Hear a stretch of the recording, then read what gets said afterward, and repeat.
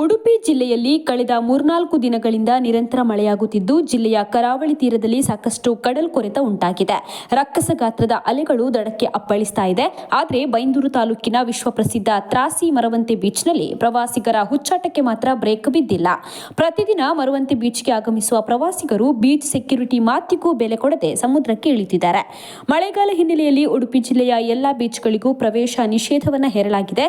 ಮಳೆಗಾಲದಲ್ಲಿ ಕಡಲಬ್ಬರ ಜಾಸ್ತಿ ಆಗುವ ಹಿನ್ನೆಲೆಯಲ್ಲಿ ಬೀಚ್ಗಳ ಬಳಿ ಹೆಚ್ಚಿನ ಗಮನವನ್ನು ಹರಿಸಲಾಗ್ತಾ ಇದೆ.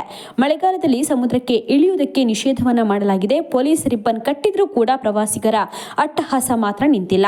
ಮಲ್ಪೆ ಬೀಚ್ನಲ್ಲಿ ಪ್ರವಾಸಿಗರು ಕಡಲಿಗೆ ಇಳಿಯದಂತೆ ಬಲೆ ಅಳವಡಿಕೆ ಮಾಡಲಾಗಿದೆ. ಆದರೆ ಮರವಂತಿ ಬೀಚ್ಗೆ ಯಾವುದೇ ರೀತಿಯ ಭದ್ರತೆಯನ್ನು ಕೈಗೊಂಡಿಲ್ಲ.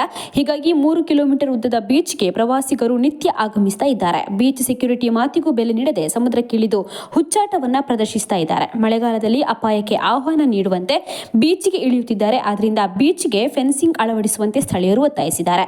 ಪ್ರತಿ ವರ್ಷವೂ ಕೂಡ ಒಂದಲ್ಲ ಒಂದು ಅವಘಡಗಳು ಇಲ್ಲಿ ನಡೆಯುತ್ತವೆ. ಹೀಗಾಗಿ ಮಲ್ಪೆ ಬೀಚ್ನಷ್ಟೇ ಪ್ರಾಮುಖ್ಯತೆಯನ್ನ ಮರವಂತೆ ಬೀಚ್ಗೆ ಕೂಡ ನೀಡುವಂತೆ ಸ್ಥಳೀಯರು ಒತ್ತಾಯಿಸುತ್ತಿದ್ದಾರೆ.